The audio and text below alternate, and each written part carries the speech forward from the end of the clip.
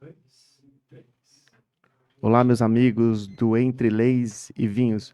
Eu sou Leonardo Navarro.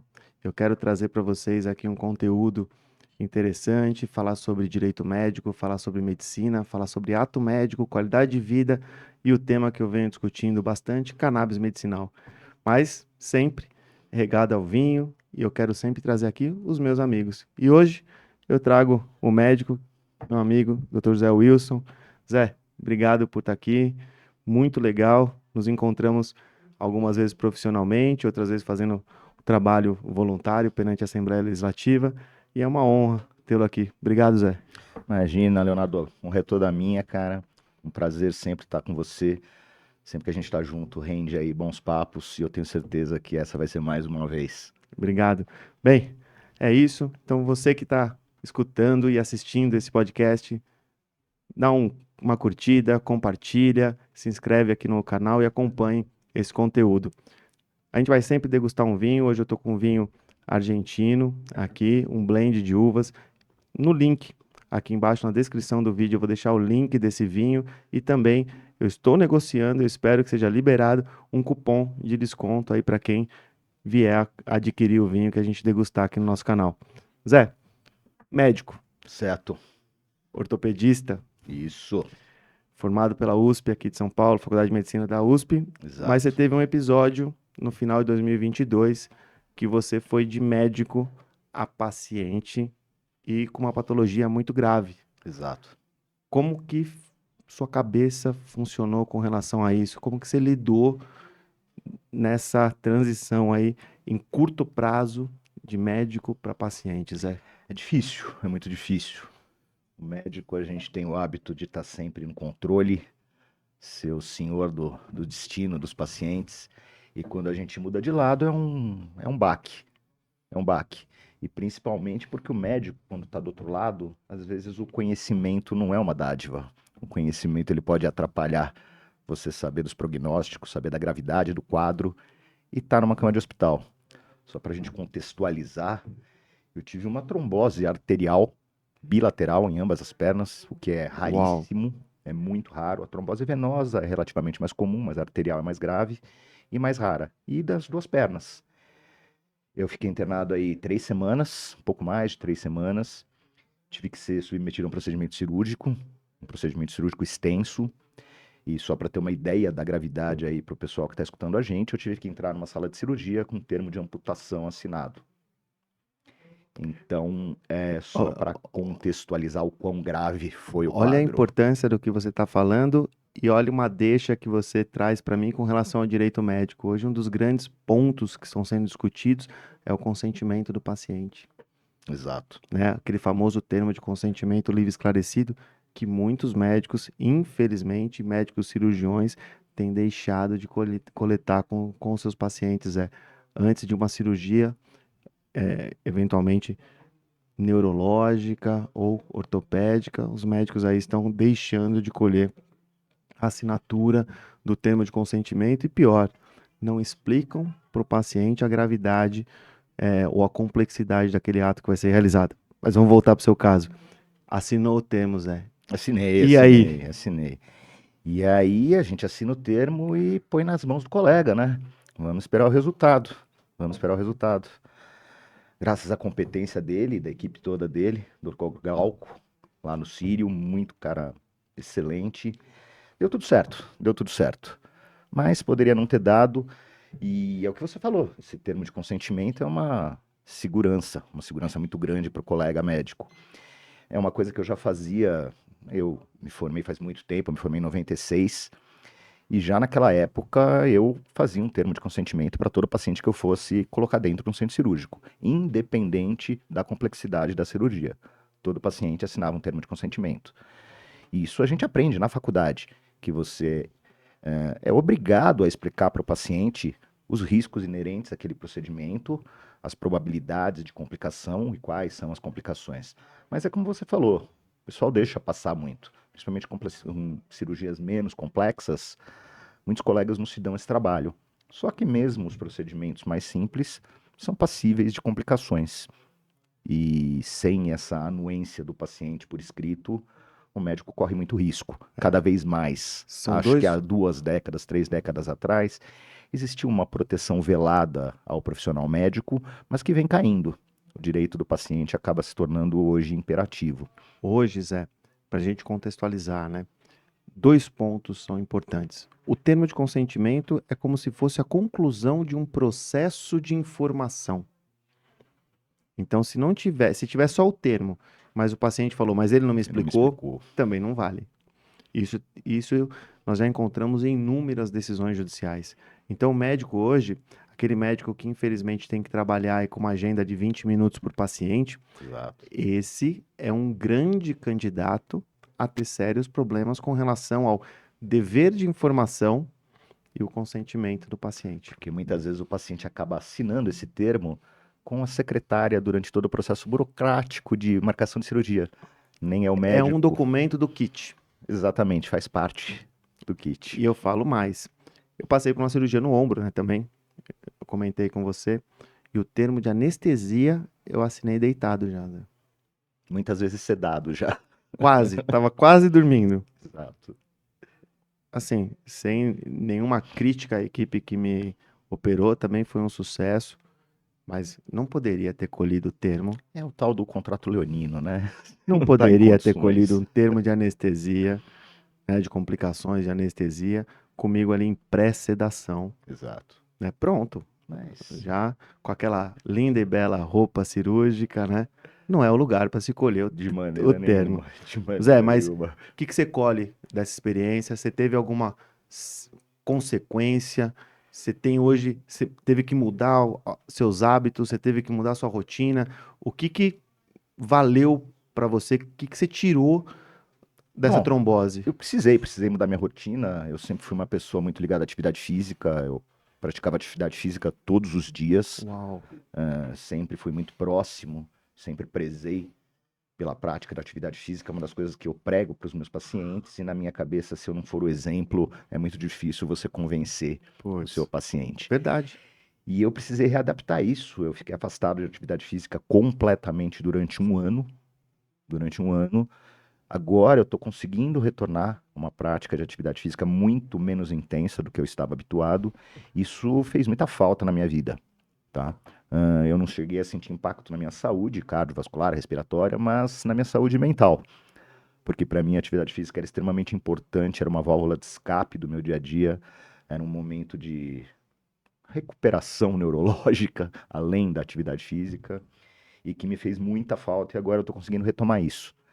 E outros aspectos, aquele clichêzão, né, de você dar valor a coisas que você não dava antes, que você deixava passar, o que você tinha como certa na sua vida, você passa a enxergar com um olhar mais carinhoso, mais cuidadoso, detalhes pequenos Zé, que eu fico são imaginando, importantes. meu filho me acompanha em praticamente tudo, tá aqui com a gente hoje. Fico imaginando você que tem 5 filhos Exato, entrando numa exato. mesa, né, numa sala de cirurgia com esse risco elevado. Exato. Rapaz, eu não consigo Era imaginar. complexo, É de era doer. complexo, Bem, mas passou. e a gente passou recentemente, Zé, pela pandemia. Sim, Pandemia trouxe diversas situações que a sociedade civil e que a medicina teve que enfrentar.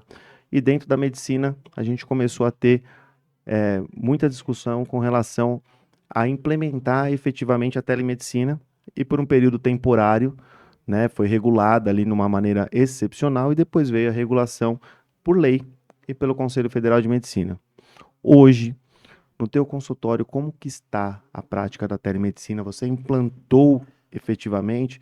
E aí, quais os benefícios que você vê para você e para o paciente com o uso dessa tecnologia agora aliada à saúde? bom, a pandemia tornou inevitável a aceitação da telemedicina pelo paciente e pelo médico. A gente viveu um momento ímpar em que foi uma saída necessária, não existia outra alternativa. Eu vejo apenas um ponto positivo na telemedicina: o gerenciamento do tempo, que hoje o tempo é um ativo precioso para todo mundo. Para o médico sempre foi, o médico sempre foi uma pessoa em que o tempo sempre foi escasso, mas o paciente também. A gente está aqui em São Paulo, uma cidade grande, o deslocamento, o estacionamento. Então, essa é a vantagem, o tempo. a economia de tempo. E a possibilidade, é claro, de pacientes que estão numa distância incompatível com o consultório também poderem ser atendidos. Mas eu, sinceramente, não vejo outra vantagem além dessa.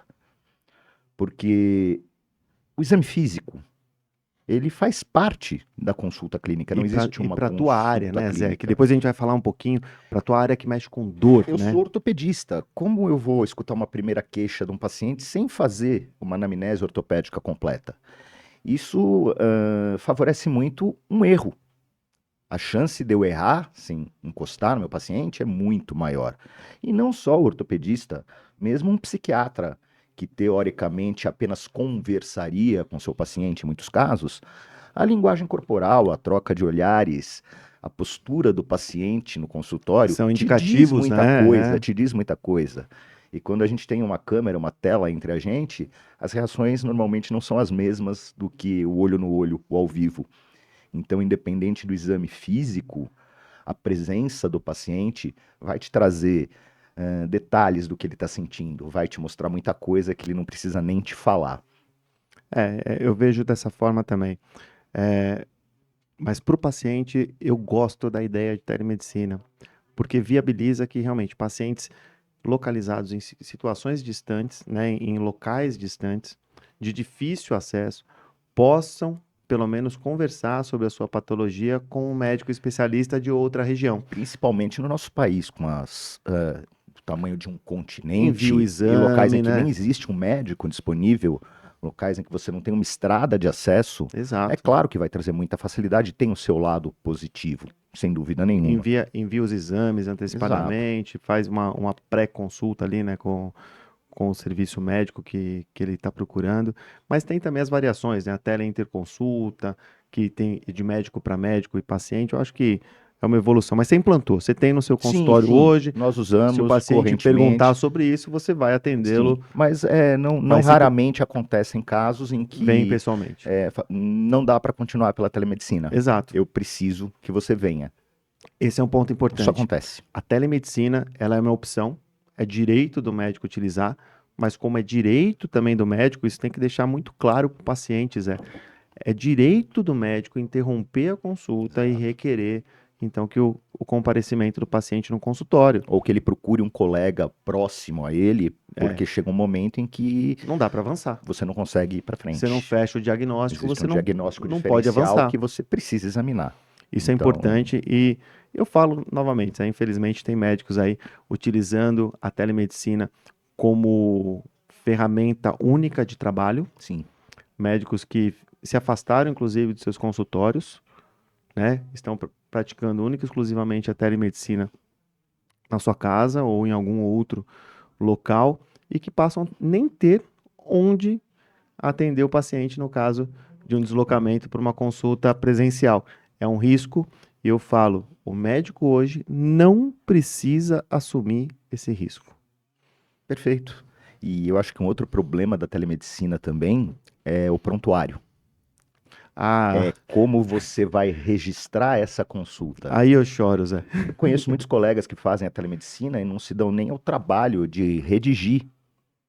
Você pode até gravar uma teleconsulta, Sim, é autorizado. é autorizado. Você pode trazer o vídeo para o prontuário. Exato, mas o que acontece é que tem gente que nem isso faz, nem grava a consulta e nem transcreve a queixa ou o exame não físico, porque ele não acontece, Ou mas seja, por um documento. não tem Você evolução não do está prontuário, né? documentado. Então eu sei de gente que faz telemedicina que quando vê o paciente de novo, nem lembra quem era. Não sabe o que tinha acontecido. Não tem um documento para resgatar o que foi feito. E infelizmente isso acontece. Infelizmente isso Eu vou dar acontece. um exemplo, Zé. Eu comecei a atender um médico quando eu fui passando com ele o checklist, né, das coisas que eu imaginava que ele tinha. Eu falei, e o prontuário? Você está fazendo o prontuário físico? Você já tem o prontuário eletrônico? Você já tem uma plataforma de telemedicina? Como que você está trabalhando? Ele falou, não, eu estou anotando em caderno sequencial. Eu falei, me explica.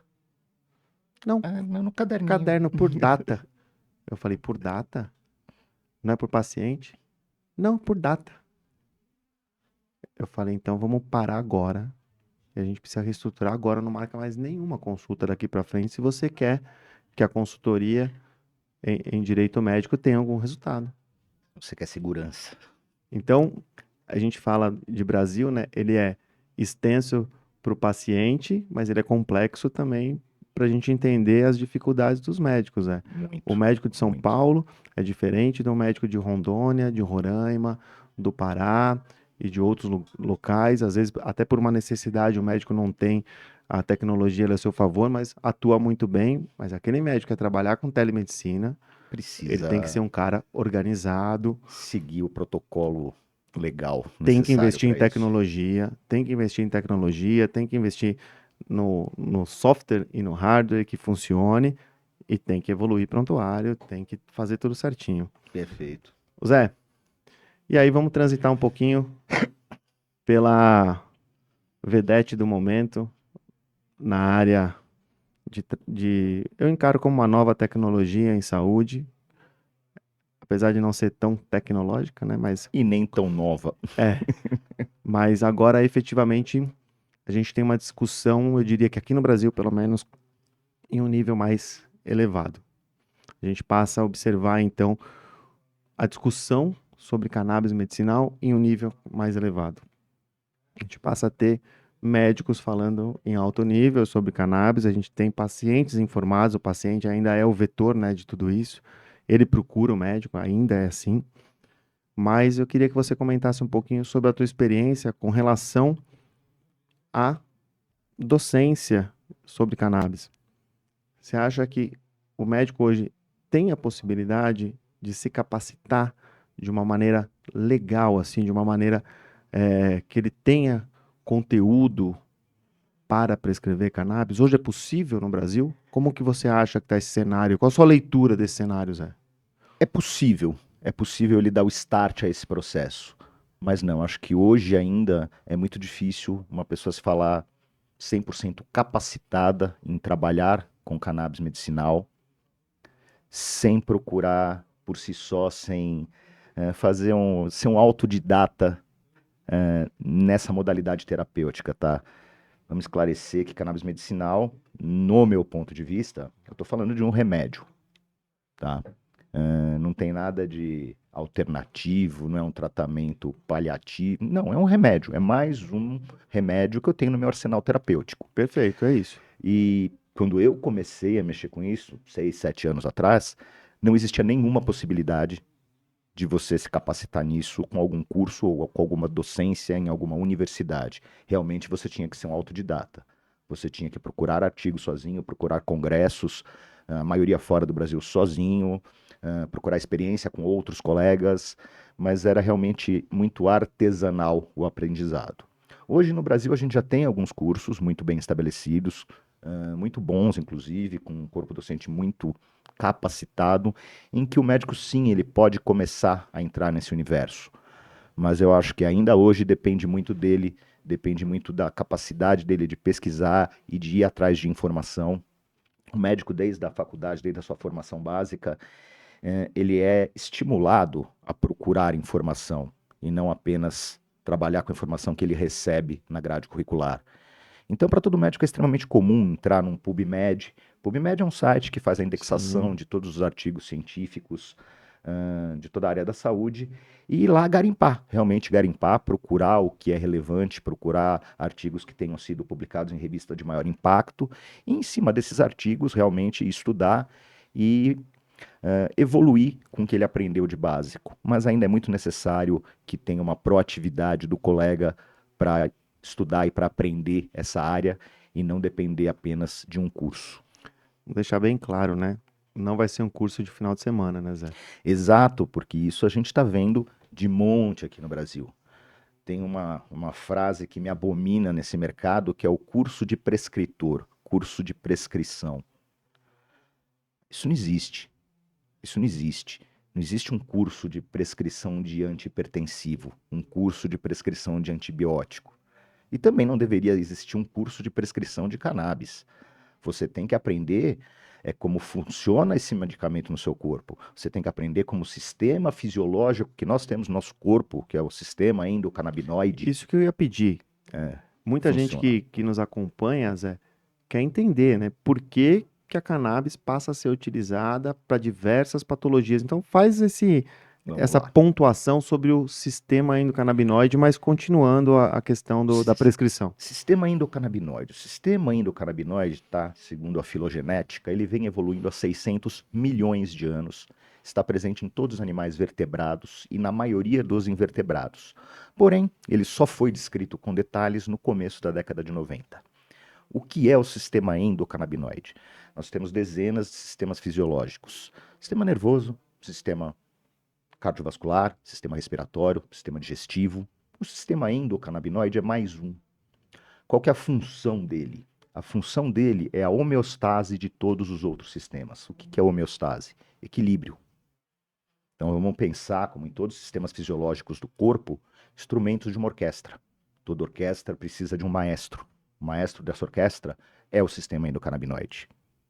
Então, uma deficiência de funcionamento do sistema endocannabinoide, seja uma hiperatividade, uma atividade aquém do desejado, vai provocar reflexos em todos os outros e pode ser a causa de muitas patologias. Existem já patologias descritas, que é uma hipofunção do sistema endocannabinoide. Enxaqueca, síndrome do intestino irritável, fibromialgia, é uma falta de funcionamento do sistema endocannabinoide. O excesso de funcionamento pode causar problemas cardiovasculares, por dislipidemias, pode causar síndrome metabólica, ganho de peso, uma diabetes tipo 2. Então, regular o sistema endocannabinoide é primordial para manter a saúde. E essa é a justificativa de você ter uma aplicação terapêutica tão extensa. De muita gente até falar, pô, mas serve para tudo, serve para tanta coisa, como assim? A justificativa é essa. Eu vou estar modulando um sistema cuja função primária é controlar todos os outros. E isso justifica a aplicação da cannabis em tantas patologias diferentes. E aí a gente tem aquela célere frase do professor Carlini, do falecido professor Carlini, que ele falava em todo o congresso que nós temos maconha dentro do nosso corpo. E por isso que é sistema endocannabinoide, não é Exato, isso? exato. Nós temos. Endo nós mesmos produzimos. No nosso corpo a gente tem substâncias muito parecidas com os fitocannabinoides. Fito, que a Exato. planta produz. E também temos canabinoides sintéticos, produzidos em laboratório. Tá? Então, o endocannabinoide, a gente tem dois mais famosos, que é a anandamida e o 2-AG, eles são muito parecidos com o THC, que é o tetrahidrocannabinol, que é o fitocannabinoide Isso. Aí a gente está falando que é dos fitocannabinoides, que vem da planta. planta. Tá? Que o THC é muito conhecido porque ele é o fitocannabinoide que tem o efeito psicotomimético. O que é psicotomimético? Que vai causar alterações sensoriais, temporais, espaciais. Para a gente falar claro, é o barato. Quando você está falando do uso recreativo ou uso adulto, ele é causado pelo THC. Não apenas pelo THC. Quando a gente fala THC, CBD, o canabidiol, que são os mais conhecidos, que todo mundo sabe, está na mídia há muito tempo, a gente está falando de dois fitocannabinoides. A planta produz mais de 150 fitocannabinoides. Vários primos aí do CBD, do THC, cada um com a sua função terapêutica, cada um com a sua função medicinal. Então é um universo muito mais amplo do que apenas esses dois. Exato. Ou seja, tem muito a se estudar e tem que ter muita cautela com relação, então, ao uso dessa Muita. possibilidade terapêutica. Não é algo que dá para fazer em casa, apesar de ter uma defesa e tá tudo certo. Quem tem acesso à planta e quer fazer o seu medicamento, ok. Mas se a gente está falando de crianças com síndromes raras, Exato. autistas, as crianças epiléticas, Parkinson, Alzheimer e outras doenças neurodegenerativas, é impossível a gente pensar em um tratamento sem um acompanhamento médico e sem efetivamente a definição do produto e como esse produto vai ser utilizado, né? Exatamente, eu apanho muito dos ativistas, tá? Não vem, acho que não é o ponto a questão de você pode fazer seu remédio ou não. Eu acredito que você até possa produzir seu remédio, a partir do momento que você sabe o que você está produzindo. Se um paciente meu chega para mim e fala, Zé Wilson, eu produzi este extrato. Esse extrato foi testado e aqui nós temos tantos por cento de cada fitocannabinoide. Perfeito. Diferente. Perfeito. Agora, eu produzi esse extrato e eu não sei o que tem aqui dentro, como médico, para mim isso é inconcebível. É um risco. Eu não consigo. É um risco para a Se eu saúde, for né? falar como pessoa, esquece o doutor José Wilson, médico, é melhor do que nada? Eu até acredito que em muitos casos seja melhor do que nada. Porém, em alguns casos, vai ser prejudicial. É isso. Tem que ter E o acompanhamento médico. médico, ele parte de um princípio, o juramento primo non nocere. A gente tem por obrigação nunca causar dano ao paciente. Procurar a melhor A terapêutica sem melhor nunca causar possível. dano. Então, na probabilidade, na possibilidade de causar dano, é claro que a gente tem que pesar o custo-benefício. Tem casos em que o custo para o paciente vai ser tão alto que você até pode tentar uma terapia em que você não tenha certeza do resultado. Mas aí a gente está cuidando de casos extremos, não é o habitual. Então, Perfeito. para mim, como médico, é essencial eu saber o que eu estou te dando, Leonardo. O que você está tomando? E como você entrou? Como você entendeu que era possível trazer essa possibilidade para dentro do seu consultório? Bom, Quando isso, você falou, ó, vou tentar. Porque é isso, no começo é uma tentativa, né? como que isso aconteceu? Vamos lá. Eu me formei em 96, bastante tempo. Existia uma tendência à super especialidade na medicina. Cada vez mais especializado na sua área. As especialidades Exato. médicas reguladas pela Exato. Associação Eu Médica fiz Brasileira. medicina, depois eu fiz ortopedia e traumatologia, depois eu me especializei em cirurgia do quadril, e dentro da cirurgia do quadril, eu me especializava em fazer próteses de quadril. Só faltou eu me especializar em lado direito ou esquerdo. Mas tem cirurgião que só trata da mão direita e só trata da mão esquerda. Então, era uma época de super especialização. E então, ninguém mexia na área de ninguém, cada um no seu quadrado. Eu migrei para medicina esportiva em pouco tempo. Rapidamente eu comecei a atender muito atleta, atleta de alta performance. E o que que aconteceu? A medicina esportiva, ela é uma medicina integrativa. O que que é a medicina integrativa? É você enxergar o teu paciente como um todo e fazer com que todas as queixas que ele tem conversem entre si. E por que que eu fui por esse caminho? Porque o atleta ele é poliqueixoso. O atleta normalmente ele tem várias queixas concomitantes, tá? Ele vem com uma dor de uma lesão, seja ela aguda ou crônica, mas ele também vem com distúrbio do sono, porque ele está viajando toda semana, tem um jet lag, não dorme direito, dorme em hotel. Ele também vem com muita ansiedade, porque ele tem uma competição a cada semana ou a cada mês e tem uma expectativa do resultado. Ele vem com problema alimentar, porque ele precisa bater o peso, seja subir o peso ou diminuir o peso, ele tem um distúrbio alimentar para manter o peso dele. Então, são muitas queixas que se conversam. E o que que acontece? A gente volta ali para aquele ativo, que é o tempo, que é tão difícil para todo mundo hoje. Muitas vezes um atleta profissional no Brasil, ele não é tão bem remunerado, ele não tem à disposição dele uma equipe multidisciplinar, com um fisiologista, um nutricionista, um fisioterapeuta, um Psicólogo. psicólogo, um médico do esporte, para cuidar de todas as queixas dele em conjunto. Então, muitas vezes eu me vi obrigado a tentar fazer o melhor por ele, tentar fazer todas essas queixas se conversarem, e isso que me mostrou que a medicina integrativa trazia bons resultados. Enxergar o paciente como um todo. Até o paciente mais idoso, que fazia uma prótese de quadril, o paciente idoso também poliqueixoso. Diabético, hipertenso, dor crônica, distúrbio do sono. Então é difícil eu conseguir conversar com todos os outros profissionais que atendem esse paciente. Então, claro, conhecendo os limites, os meus limites, sabendo até onde eu posso ir, tentar tratar o paciente como um todo me pareceu interessante e eu vi bons resultados com isso. E aí, por acaso, um cunhado de um grande amigo meu, médico também, trabalhava numa associação de pacientes que usavam cannabis medicinal. Olha que legal. Então ele chegou por uma associação. Foi uma associação que Depois me vamos trouxe explicar o essa que que é. ideia. Vamos explicar. E aí, conversando com esse meu colega, ele falou: não, os resultados são muito legais, os pacientes adoram. Eu fiquei curioso e fui atrás. Comecei a estudar por conta própria. E o que que eu enxerguei? Eu enxerguei que a cannabis medicinal, tá? Os fitocannabinoides, todos os princípios ativos da planta, eles agem de uma maneira muito integrativa. Eles conseguem atingir vários sintomas usando apenas uma droga, um medicamento, uma planta, um extrato, como queiram chamar. E é por isso que ele casa tão bem com o que eu estava pensando naquele momento. Eu falei, é o que eu estava precisando. Mas com uma vantagem muito grande, uma vantagem muito grande. Praticamente a ausência de efeito colateral. É uma medicação extremamente segura. os riscos de você usar cannabis medicinal são baixos. Existem? Existem, sim, claro que existem. Tem contraindicações. Existe integração medicamentosa com ela também, né, Zé? Existe. Qualquer medicamento que o paciente esteja tomando, ele vai conversar de uma maneira sinérgica ou negativa com o fitocannabinoide. E a gente tem que saber o que o paciente toma e saber se pode combinar isso com cannabis ou não. A cannabis vai ser metabolizada no fígado, como todos os outros medicamentos. Então, ela vai sobrecarregar a função hepática. E a gente tem que controlar isso, ver se é possível ou não.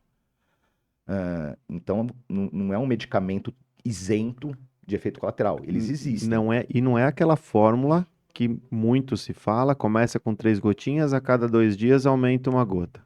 Não. Isso não existe, né, Não. Zé? Nesse ponto, a telemedicina foi muito útil para mim. Nesse ponto. Modular. O paciente que usa cannabis medicinal, tem colegas que não concordam comigo, mas eu acho que ele é muito particular. Eu não tenho um protocolo de dose. Cada paciente ele responde de uma maneira, dele, só dele. A dose é a dose para ele. Para um segundo paciente que possa ter a mesma idade, a mesma queixa, a dose vai ser diferente. Porque, como eu falei, são muitos sistemas fisiológicos impactados por apenas um medicamento. E nem todo mundo precisa da mesma ação em todos esses sistemas.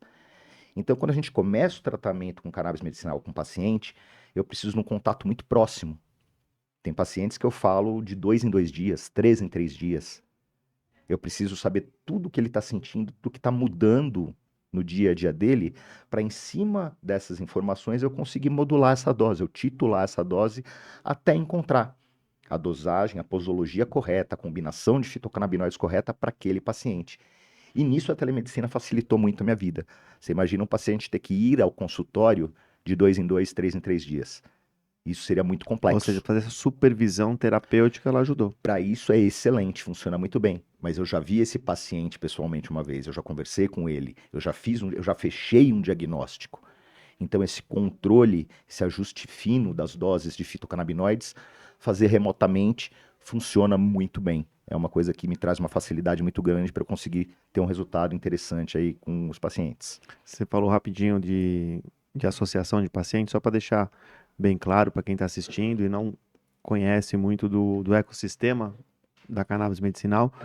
Os pacientes em cannabis medicinal, eles conversam muito. Conversam um com o outro porque eles veem o resultado na sua casa, né? A mãe vê o resultado com aquele filho autista, com aquela criança epilética, automaticamente essa mãe se transforma num imã, né? Ela Sim. acolhe outras mães, os pacientes se conversam e até um passado muito recente, o acesso ao tratamento era mais difícil.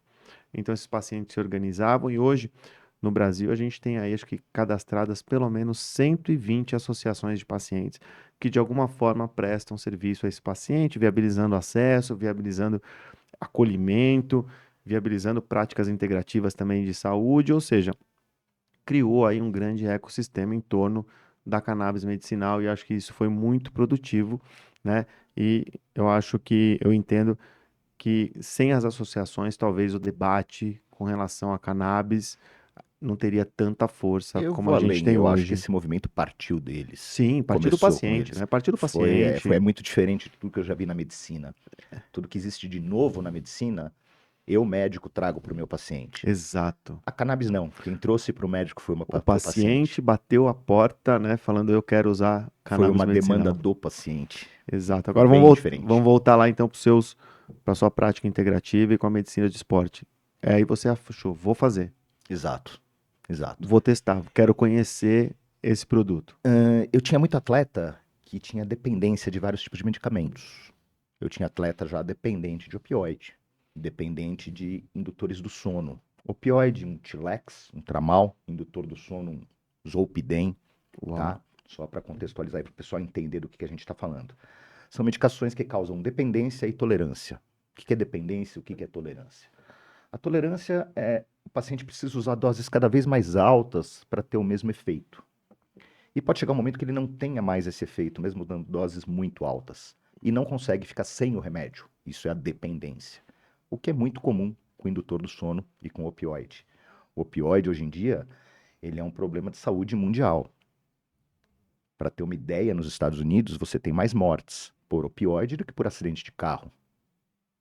Isso ninguém fala, né, Zé? Exato, complexo. Então, você tem em várias cidades dos Estados Unidos, vendem machines, aquelas maquininha de Coca-Cola da rua, que tem antídoto para opioide.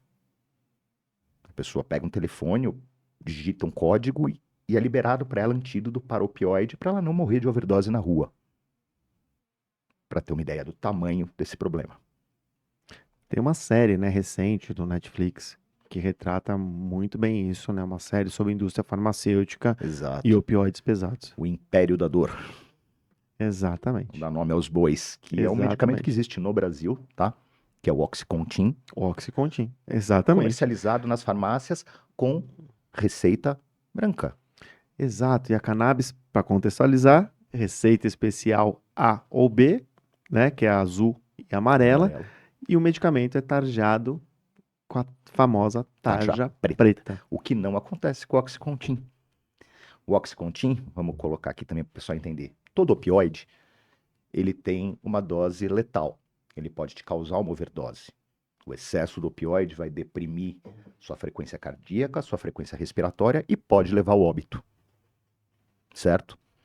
A cannabis não pode fazer isso. Ela é incapaz de fazer isso.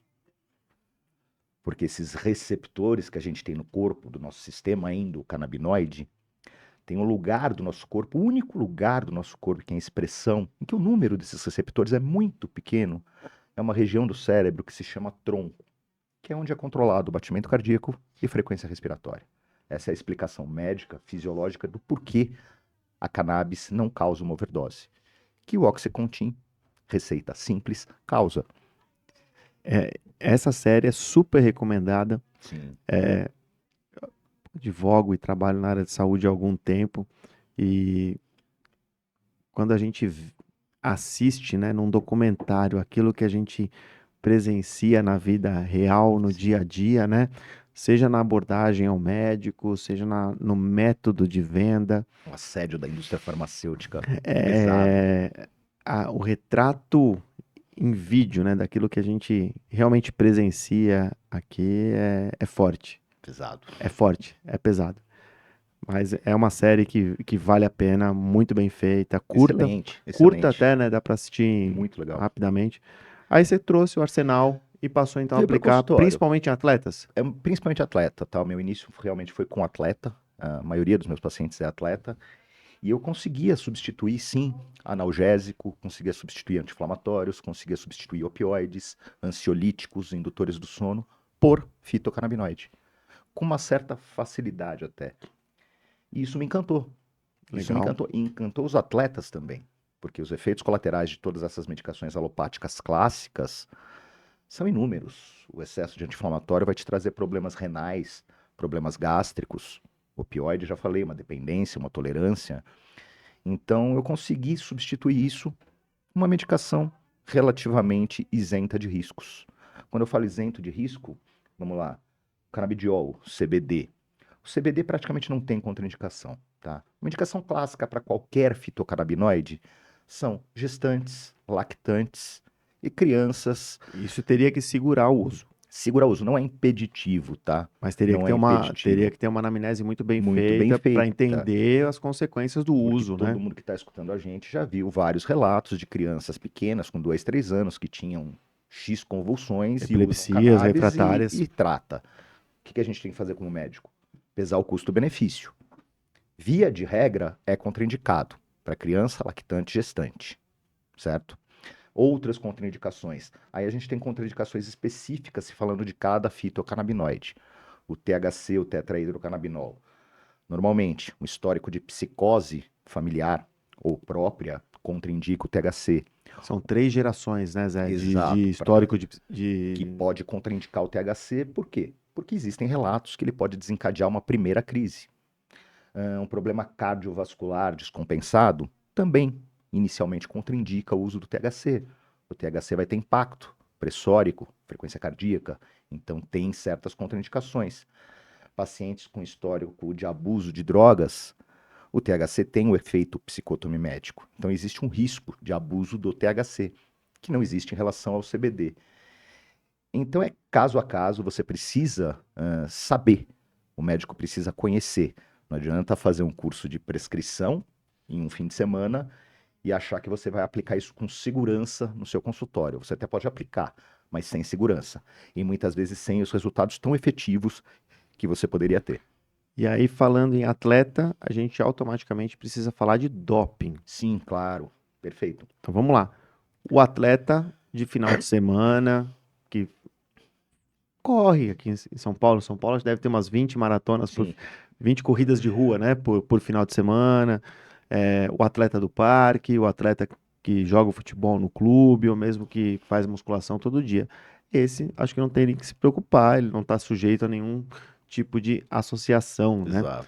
Mas e o atleta profissional, Zé? Como que está a configuração no Brasil hoje com relação ao doping? Vamos lá, o atleta profissional, o doping. Existem várias agências antidoping. Isso, Cada exato. liga de esporte, ela pode se submeter a uma. A principal que a gente tem no mundo é a WADA. Estados Unidos, né? A WADA é mundial. É mundial A isso. WADA é mundial, ela que rege o antidoping, por exemplo, das Olimpíadas. Tá? E ela liberou o canabidiol.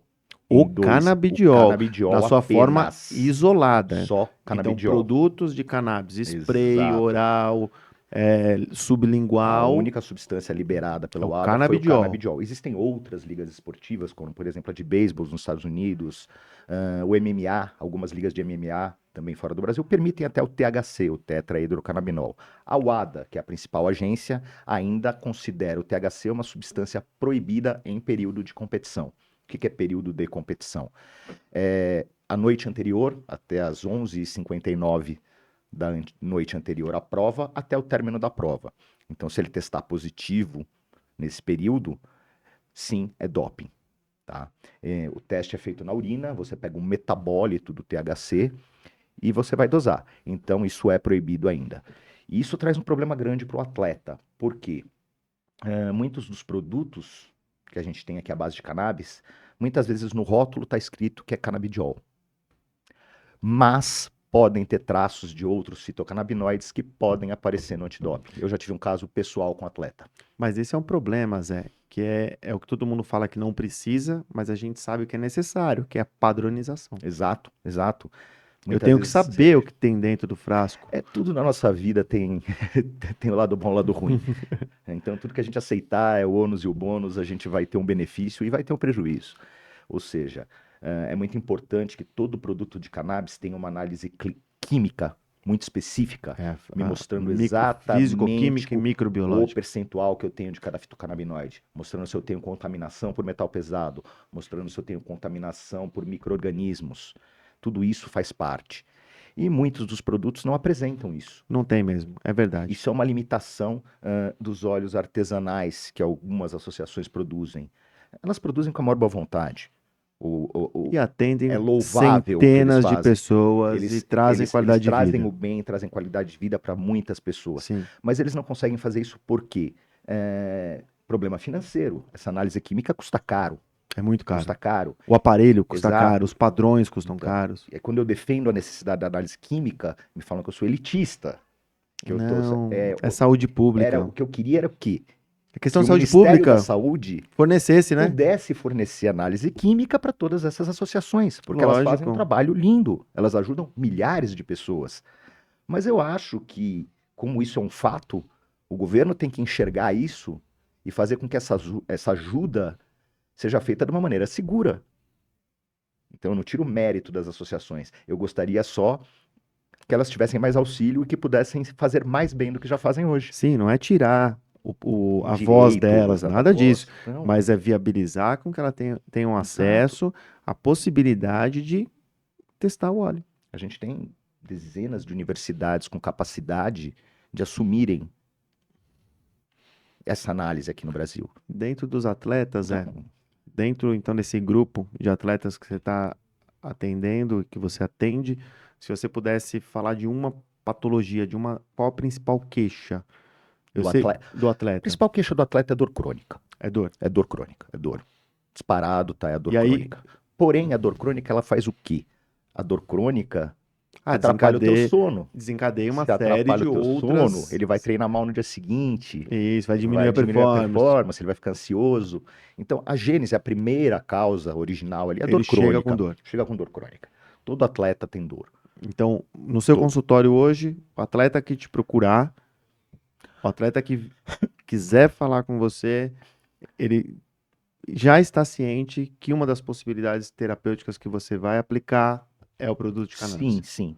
Isso é uma outra coisa a se falar. Eu sempre atendo atleta, meu trabalho é medicina esportiva, mas o que acontece no Brasil hoje em dia é uma coisa curiosa.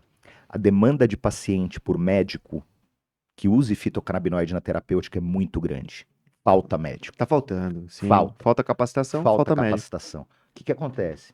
De vez em quando eu estou no meu consultório, aparece uma mãe com um filhinho autista e quer que eu trate. Você não tem, às vezes, para quem encaminhar, né? Sim, mas aí eu falo, desculpa, não posso. Não, mas você usa. Sim, eu uso, mas o seu filho tem um transtorno de espectro autista, ele precisa de um acompanhamento neurológico, Neuropediatra. neuropediátrico, ele precisa de um acompanhamento específico. Se você quer que eu fale com o neuropediatra dele, para a gente a quatro mãos conversar e ver se essa possibilidade existe, podemos. Agora, eu jamais posso assumir o caso de uma criança com transtorno de espectro autista.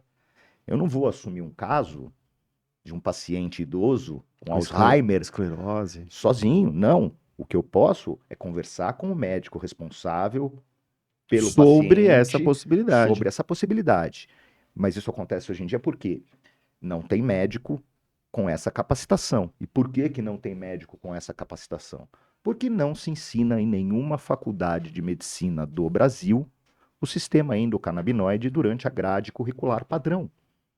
Algumas faculdades, universidades, já têm cursos de extensão, de pós-graduação, mas nada na grade curricular padrão. Então isso vai depender de uma vontade do médico depois que ele se formar. E eu acho que está errado. É a mesma coisa que eu não ter aprendido nada sobre sistema cardiovascular enquanto eu estava na faculdade. Eu não sou cirurgião cardíaco ou um cardiologista, mas eu sei como funciona o nosso sistema cardiovascular. Sim, porque fez parte da grade Exato. E é a obrigatória mesma- do obrigatória curso de do medicina. curso de medicina. Exato. Isso tem que acontecer, Mas é, então, uma possibilidade terapêutica. sem Acabou. dúvida nenhuma. Só para esclarecer também quem não tem muito conhecimento e quer informação sobre isso, o médico hoje pode prescrever o produto de cannabis. A Anvisa regulou a matéria. Então, hoje o médico ele pode prescrever um produto importado e o paciente, então, recebe esse produto importado na sua casa com autorização da Anvisa. Né? Essa é uma das possibilidades, está aí inserida hoje na RDC 660. Outra possibilidade, que essa eu acho muito importante, é a dispensação desses produtos de cannabis em farmácias e drogarias, regulada pela RDC 327 da Anvisa.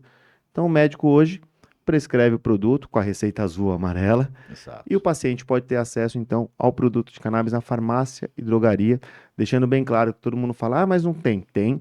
São 34 produtos hoje autorizados pela Anvisa. Muitas opções. E a tendência é que isso aumente. Eu fiz uma pesquisa recente no site da Anvisa. São 52 produtos aguardando análise. Então, muito provavelmente a gente chegue... Uma centena. em breve. muito provavelmente até junho, talvez do ano que vem, nós tenhamos aí pelo menos 100 produtos de cannabis. Essas autorizações da RDC 327 têm validade de 5 anos. E durante esses 5 anos, a empresa que detém a autorização teria que apresentar estudo clínico para transformar o produto de cannabis em medicamento. Exato. De forma bem simples. Se ela não fizer, a autorização cai, mas ela pode eventualmente fazer o registro de outro produto de medicamento. cannabis. Não tem problema nenhum. Então, para quem tem dúvida quanto a isso, produto de cannabis hoje é uma possibilidade terapêutica. O médico pode prescrever. O Conselho Federal de Medicina, infelizmente, está silente com relação a isso. Ele não regula, ele não fechou as portas, mas ele vem aí de uma forma bem vagarosa discutindo o tema. Mas hoje o médico pode sim prescrever, pode utilizar essa possibilidade terapêutica porque está autorizado o produto pela Anvisa. Qualquer médico. Tem muito Qualquer paciente médico. que acredita que apenas um psiquiatra ou um neurologista Porque existia essa possa prescrever. restrição. Existia essa Isso é bom restrição. que fique claro Existia essa restrição, nunca foi uma restrição da Anvisa, porque a Anvisa não pode interferir no ato médico. Foi uma restrição imposta inicialmente pelo Conselho Federal de Medicina em 2004, 2013, com a primeira regulação que o Conselho fez. Hoje, nós não temos normas do Conselho Federal de Medicina regulando cannabis. Então, hoje, qualquer médico, né? Ou seja, o médico recém-formado, o médico que transitou por alguma especialidade, né? Ortopedia, dermatologia, Tem psiquiatria, essa possibilidade. neuropediatra, qualquer médico pode se valer dessa possibilidade terapêutica. E dentistas. Dentista, sim. E dentistas. Dentista, sim, os dentistas podem, sim. Por quê? Porque o dentista tem a possibilidade, é autorizado ao dentista o uso de produtos sujeitos a controle especial, portaria 344 do Ministério da Saúde. Então, o dentista pode sim ter acesso à receita especial e prescrever produtos de cannabis. Zé, tem uma questão que me preocupa muito, para a gente só encerrar, que é o uso do esteroide. Hum, Vamos sair um pouquinho da cannabis. vamos lá. A gente conversou Vamos lá, bastante que sobre o cannabis, é minha praia também. mas os famosos esteroides anabólicos, é esse o termo correto, né? Exato. Que uma vez eu tomei uma bronca do Sardinha, do Fernando Sardinha, eu falei errado, ele me deu uma bronca. Que eu falei esteroides anabolizantes, ele falou, não, esteroides anabólicos. Bom, está sendo purista. Tudo bem. Mas eu não vou contrariar. Não. Melhor não. O Não. tamanho dele. Exatamente. Apesar de ele ter 1,20 de altura, agora que eu apanho, ele tem 1,80 de músculo. Mas é uma preocupação de Grande. saúde hoje, Sim, os muito esteroides, grande, o muito uso grande. indiscriminado de esteroides. Como que você vê isso hoje? Cada vez mais comum, cada vez mais corrente, tá? O abuso do esteroide anabólico é muito grande, certo? Ele tem seu fim médico? Tem, claro, ele é uma medicação que Vamos está na deixar claro que o farmácia. médico pode prescrever. Pode prescrever, O médico pode prescrever. pode prescrever. Porém, essas medicações elas foram criadas para algumas finalidades. Se você chega no meu consultório, Leonardo, e você tem uma deficiência de testosterona, ou seja, eu doso sua testosterona, você tem uma queixa clínica. Ah, Zé, eu tô cansado, a minha libido tá baixa, eu tô com dificuldade para ganhar massa muscular. Eu te avalio, a gente faz um exame clínico, peço exames laboratoriais e nós confirmamos que os níveis de A minha testosterona deficiência de está abaixo do que deveria estar na sua faixa etária. Isso, o que a gente institui? Uma terapia de reposição de testosterona, tá? Eu vou falar testosterona porque é o hormônio anabólico mais mais abusado, conhecido. mais usado, não só por homens, por mulheres também. Esse é um certo? ponto que depois vamos entrar. Então, uma coisa é você repor esses hormônios a níveis fisiológicos. O problema é o abuso dele e você conseguir níveis suprafisiológicos com finalidades estéticas. Isso vai trazer problema. E aí que tá o problema. Sim, É isso sem que está dúvida. acontecendo hoje, Zé. Sem dúvida. E isso traz não só o uso do remédio da farmácia. A procura é tão grande e a ânsia pela estética deixa o paciente tão cego que o que existe muito é o mercado negro em cima de esteroides. Com produtos falsificados, produtos sem origem. controle farmacêutico, sem controle farmacológico, Eu que não não tem sei da segurança onde para ser vem, humano. né? E a gente vê coisa muito feia. Infecções, problemas graves, falência renal, falência hepática, decorrente de esteroide anabolizante, tá? Então é um problema muito grave, tá? Para homens, de novo, para mulheres, eu vejo cada vez mais mulher Esse é um ponto. abusando disso. É realmente o uso hoje, pelo que você presencia, mulheres. Mais mulher hoje em dia até do que homem, tá? E para mulher o impacto é muito mais negativo, porque o homem está acostumado com um certo nível de testosterona, tá? Vamos colocar números. Um homem aguenta 500 de testosterona. Uma mulher saudável, 20, 30. Então, Uau. essa dose mais alta para ela, os efeitos colaterais também vão ser muito maiores, tá? Um efeito colateral muito impactante do esteroide é o aumento do LDL, que é o colesterol ruim, e a queda do HDL, que é o colesterol bom. Especificamente para mulher até. Para os dois, para homem e para mulher. Mas esse risco é muito grande. Você tem um risco cardiovascular muito grande. Você tem um risco hepático. Tá? O abuso do esteroide a longo prazo tem muitos carcinomas, tem muito câncer hepático que é decorrente do abuso do esteroide. Tromboses, eu tive a minha bilateral arterial, mas a trombose venosa, principalmente, é um risco muito grande para o usuário de esteroide, porque ele aumenta o hematócrito, ele aumenta o número de hemácias, as células vermelhas do sangue. Ele deixa o sangue mais espesso, mais grosso. Então ele aumenta o risco de você ter uma trombose. Então, os riscos do uso de esteroide são muito grandes e o abuso é cada vez maior. E se ele não conseguir com um colega que prescreva para ele, ele vai comprar no mercado negro, porque é abundante a oferta que você tem paralela desse tipo de medicação. Então é um caso e um problema sério de saúde pública. Sim, sem dúvida nenhuma, sem dúvida nenhuma. Os implantes, hoje em dia está muito na moda esses implantes, microchips de Que é uma possibilidade testosterona. terapêutica. Existe, é regulamentada, você pode usar. O problema é o fim. A finalidade estética se tornou o grande motor, De o grande tudo isso. drive para o uso do esteroide. E não deveria ser assim. Zé, eu acho que se a gente ficasse aqui por 1, 2, 3 horas, a gente teria assunto. Ah, isso não acaba. Mas eu acho que é interessante a gente limitar até para que quem assista, a audiência assista, tenha as dúvidas, eventualmente mande para a gente, eu encaminho para você. Só posso te agradecer pela tua disponibilidade. São Paulo, em dias de festas, né? Fim de ano, final de né? ano, é um Isso tá uma caos. delícia. Passamos por isso ontem, então Vamos passar amanhã. vamos passar amanhã. Então eu só tenho realmente que te agradecer por dispor do seu tempo, estar aqui com a gente no Imagina. primeiro episódio do nosso podcast Entre Leis e Vinhos. Eu agradeço, curta, compartilha com seu amigo que tem interesse de falar sobre saúde, carreira, que tem interesse em cannabis medicinal. Se tiver alguma dúvida, se tiver alguma sugestão, manda pra gente. Eu agradeço por vocês nos acompanharem. Zé, saúde. Saúde. A nossa. Obrigado. Obrigado você.